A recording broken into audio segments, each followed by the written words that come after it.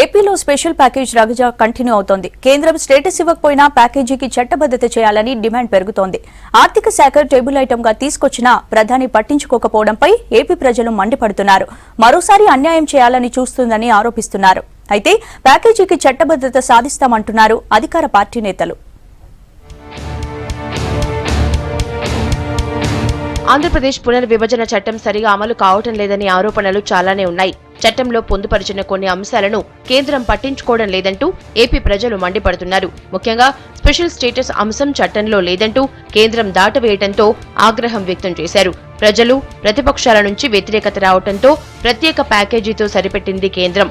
అయితే ఇప్పుడు ప్రత్యేక ప్యాకేజీకి చట్టబద్దత తీసుకురావాలన్న డిమాండ్ ఏపీలో పెరుగుతోంది.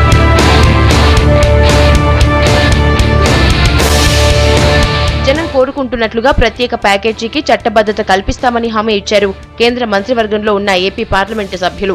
దీనిపై రీసెంట్ గా జరిగిన కేంద్ర కమిటీ సమావేశంలో ఆర్థిక శాఖ మంత్రి ఈ అంశాన్ని టేబుల్ ఐటంగా తీసుకొచ్చారు.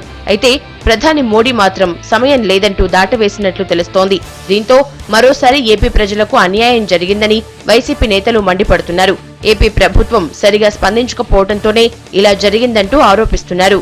ప్రజల్ని మభ్యపెట్టే విధంగా ప్రత్యేక ప్యాకేజీలో ఏది కూడా స్పెషల్గా వచ్చినవి ఏం లేవు. రాష్ట్రానికి ఏదైతే మీరు బిల్లులో పొందుపరిచారో వాటికి ప్రత్యేక ప్యాకేజీని పేరు పెట్టి దాన్ని మళ్ళీ ప్రజల్లో ఏదో చట్టబద్ధత కల్పించాలి అని చెప్పని మీరు ఒక డ్రామా చేసే విధంగా చేయడం, అదేవిధంగా సెంట్రల్లో కూడా క్యాబినెట్లో దీని గురించి మాట్లాడే తీరిక కూడా లేదని చెప్పి ఈరోజు కేంద్ర క్యాబినెట్ ఈ యొక్క ఆంధ్ర రాష్ట్రాన్ని చులకనగా చేస్తుంటే చంద్రబాబు నాయుడు గారు మీరు ఏం చేస్తున్నారు సార్? ప్రత్యేక ప్యాకేజీకి చట్టబద్దత తీసుకురావాలని అధికార పార్టీ నేతలు డిమాండ్ చేస్తున్నారు.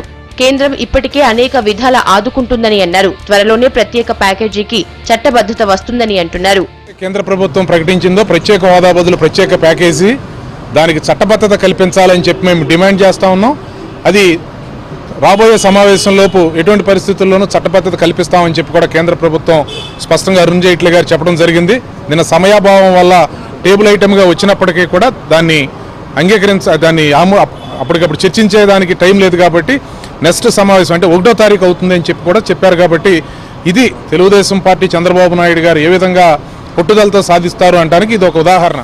హోదానో ప్యాకేజీనో పేరు ఏదైనా రాష్ట్రానికి న్యాయం చేయాలంటున్నారు పబ్లిక్. అభివృద్ధి జరిగేలా చూడాలని కోరుతున్నారు.